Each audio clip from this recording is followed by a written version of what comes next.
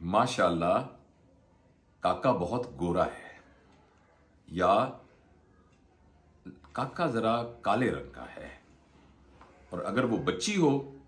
तो फिर जो आखिरी स्टेटमेंट है वो काफी ज्यादा परेशानी के साथ वसूल की जाती है कि लड़की का रंग जरा काला है। ये मौजू मैंने इसलिए चुना है कि आज सुबह मैं फैसलाबाद में था, जहां मदीना यूनिवर्सिटी में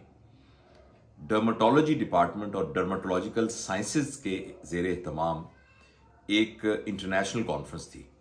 और मुझे उन्होंने एजाज़ दिया था कि मैं भी वहाँ एक मेहमान के तौर पर, वहाँ एक्चुअली मेहमान खुसूसी के तौर पर मैं वहाँ था। और वहाँ उस कॉन्फ्रेंस में जो थीम था,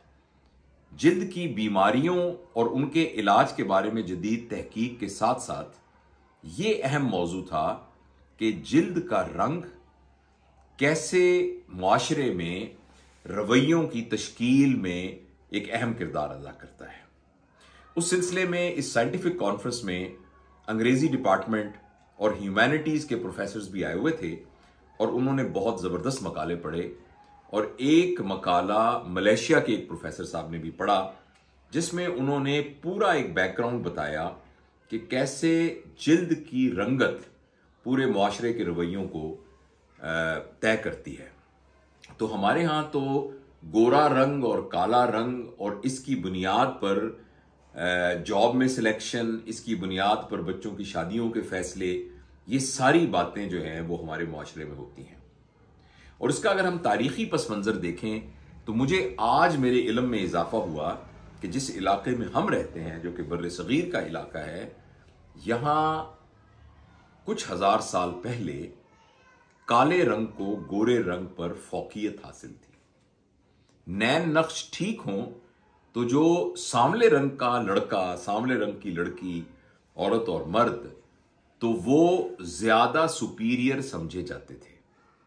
उसके बाद इस इलाके में मुख्तलिफ हमला आवर आए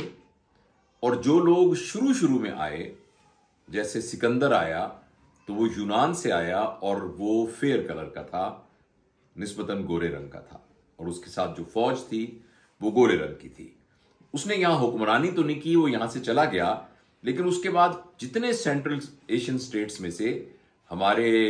हुक्मरान आते रहे, वो सारे के सारे यहाँ की मुकामी आबादी, यानी जो हम लोग थे, हमारे आबा अजदाद, उनकी निस्बत उनका रंग गोरा था, फेयर था। और चूंकि वो आका थे तो आका का साफ रंग होना और महकूम का जो रंग है वो काला होना, ये एक मुआशरे के रवैये के लिए एक तरह का मयार बन गया। और उसके बाद फिर उस पर जो आखिरी कील ठोंकी इस ताबूत पर, वो अंग्रेजों के आने से हुई। और लाट साहब और गोरा साहब यहाँ के सुपीरियर लोग बन गए, और वो जिनका रंग कम था, काला था, कम था, वो इन्फीरियर हो गए।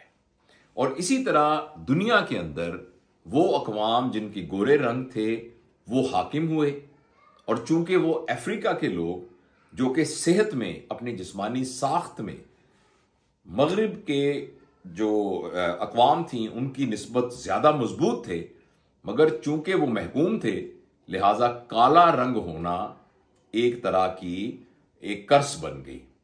और इस तरीके से ये समाजी रवैये हमारे मुआशरे में भी चलते रहे। तो उसी कॉन्फ्रेंस में मैंने सीखा और मुख्तलिफ स्कॉलर से मैंने ये जाना कि इन रवैयों की बुनियाद पर बहुत सारे नफ्सियाती मसाइल भी जन्म लेते हैं। ख़ास तौर पर अगर एक बच्चा शुरू से ही उसके ऊपर ये लग जाए एक कलंक का टीका कि ये तो काले रंग का है, और ख़ास तौर पर एक लड़की को इस तरीके से आइडेंटिफाई किया जाए, फ़र्ज़ करें उसकी 4 बहनें हों और उनमें से एक लड़की हो जिसका रंग सांवला हो, तो वो बेचारी बहुत ज़्यादा नफ्सियाती मसाइल का शिकार हो सकती है। और ख़ास तौर पर जब उसका रिश्ता देखने के लिए लोग आएँ तो वो कहें कि ये बड़ी की बजाय छोटी से शादी कर लेते हैं, क्योंकि बड़ी ज़रा काली है, सांवली है। तो ये बात बहुत ज़्यादा नफ्सियाती मसाइल को जन्म देती है। और इसलिए मैंने ये सोचा कि इस मुनफरद टॉपिक पर मैं आपसे बात करूं और मैं आपको बताऊं कि जो इंसान की ब्यूटी है और खूबसूरती है वो सिर्फ स्किन डीप है, जो कि जिसको अंग्रेजी में एक चीज कहते हैं हैलो इफेक्ट। यानी जब आप किसी को देखते हैं तो देखते ही फर्ज करें आपको एक शख्स ऐसा नजर आया जिसकी रंगत बड़ी खूबसूरत थी, जिसका नाक बहुत सुतवा था और उसके बाकी जो है आंखें बड़ी मोटी थीं और उसका जिस्म बड़ा मुतनासिब था, तो वो जो एक उसके बारे में एक अच्छा होने का तसव्वुर और खूबसूरत होने का, अपीलिंग होने का, जाज़िब नज़र होने का जो तसव्वुर आता है, वो सिर्फ और सिर्फ एक हैलो इफेक्ट है। मेरा उसके साथ क्या रिश्ता बनेगा, मैं उसके साथ किस तरीके से एक बहुत ही दोस्ती के उसमें आऊंगा, इसका ताल्लुक बहरहाल उसके किरदार से, उसके रवैये से और उसके रिश्ते निभाने की ताकत से होगा। लिहाजा जहां हम बशरी कमजोरी की वजह से इस बात को तो बिल्कुल रद्द नहीं करते कि जाहिरी शक्ल सूरत का फर्क पड़ता है, वहां हमें अपनी तरबियत में ये बात शामिल करनी बहुत जरूरी है कि हमारे नबी हजरत मोहम्मद सल्लल्लाहु अलैहि वसल्लम ने जब एक आखिरी वर्डिक्ट दिया था खुतबा हज्जतुल विदा,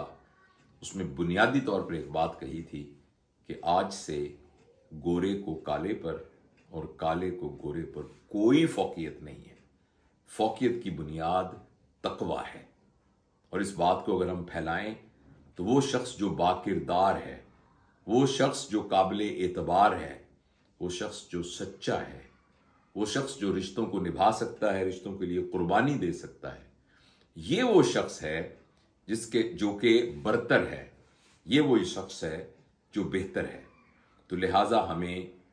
रंग की बुनियाद पर, शक्ल सूरत की बुनियाद पर, कद्दो कामत की बुनियाद पर, बालों के स्टाइल की बुनियाद पर लोगों को परखने के मयार के बारे में बच्चों में शुरू में ही उनकी तरबियत में ये बात डाल देनी चाहिए कि ये बातें चाहे बज़ाहिर जितनी भी अहम हों, लेकिन असल जिंदगी में किरदार है जो सबसे ज्यादा अहम है। और अगर किसी में किसी किस्म का कोई जिस्मानी तौर पर कमी है तो हमें एज अ मुआशरा ये बात सीखना है कि उसको मदद की ज़रूरत है, उसको मोटिवेट करने की ज़रूरत है, उसको ये बात बताने की ज़रूरत है कि तुम्हारी ये जो कमी है ये सिर्फ फ़र्क है, ये मुख्तलिफ है, ये कम या ज़्यादा नहीं है। इकबाल की नज़्म जो बांगे दरा में आपने बच्चों को पढ़ाई होगी, खुद भी पढ़ी होगी, उसका एक मिसरा मुझे याद आ रहा है जिसमें एक गुलहरी पहाड़ से ये कहती है कि जो मैं बड़ी नहीं तेरी तरह तो क्या परवाह, नहीं है तू भी तो आखिर मेरी तरह छोटा। तो जैसा बड़ा होना एक खूबी है तो छोटा होना भी खूबी है। जो बड़ा है वो छोटे होने की खूबी से आरी है। जिस तरीके से हम छोटे को कहते हैं कि वो बड़ा नहीं है। मैं अपनी बात को खत्म करता हूं और मैं इस बात पर खत्म करता हूं, और ये बात आज मैंने कॉन्फ्रेंस में भी अपने जो मेरी वो प्रेसिडेंशियल टॉक थी उसमें मैंने उनसे ये कोट किया था कि मुश्ताक अहमद यूसुफी जो हमारे अहद के, बल्कि हर अहद के बड़े मज़ाह निगार हैं, उन्होंने एक जगह पर यह जिक्र किया कि जो बैंक में काम करते थे तो एक मुरासला आया कि इस बैंक में एक नए ऑफिसर आ रहे हैं जिनका नाम है यासूबुल हसन रिजवी। तो ये नाम कुछ इतना अजीब सा था कि सब लोगों को ये इश्तियाक हुआ कि हम देखें तो सही है यासूबुल हसन रिजवी साहब क्या होंगे। तो मुश्ताक अहमद यूसुफी ने अपने अल्फाज में लिखा कि जब हमने उन्हें पहली दफ़ा देखा, अब जो कुछ मैं कहने लगा हूं इसको आप ज़रा विजुलाइज कीजिएगा, एक तस्वुर बनाइएगा कि जब हमने यासूबुल हसन रिजवी साहब को पहली दफ़ा देखा तो उनका ठिगना कद, मोटा पेट, गंजा सर, गहरा स्याह रंग और उस रंग पर गहरे चीचक के दाग बहुत नुमाया नजर आए। उसके बाद वो 30 साल तक हमारे साथ रहे। उस पहले दिन के अलावा हमें ये सारी चीजें कभी नजर नहीं आई। तो ये इतनी खूबसूरत बात थी कि मुझे लगा कि मैं इसको कोट करूं उस कॉन्फ्रेंस में भी और आपके साथ भी शेयर करूं कि जो कुछ हमें नजर आ रहा है वो बिल्कुल ऊपर है और जो हुस्न है वो उसके नीचे है। जैसा कि आपके इल्म में है कि मैं कुछ शायरी भी करता हूं, तो इसी सिलसिले में अपना एक आखिरी शेर सुनाकर आज का ये जो गुफ्तगू है इसको मैं ख़त्म करूंगा। तो ज़रा तवज्जो से सुनिएगा। उर्दू शायरी में मुझे ये ख्याल पहले कहीं नज़र नहीं आया, मेरी ये कोताही है। तो बहरहाल मैंने नहीं देखा, आप ज़रा गौर से सुनिएगा कि इसके उसके पीछे है क्या नहीं मालूम, उसके पीछे है क्या नहीं मालूम, हुस्न उसका नकाब है गोया। बहुत शुक्रिया।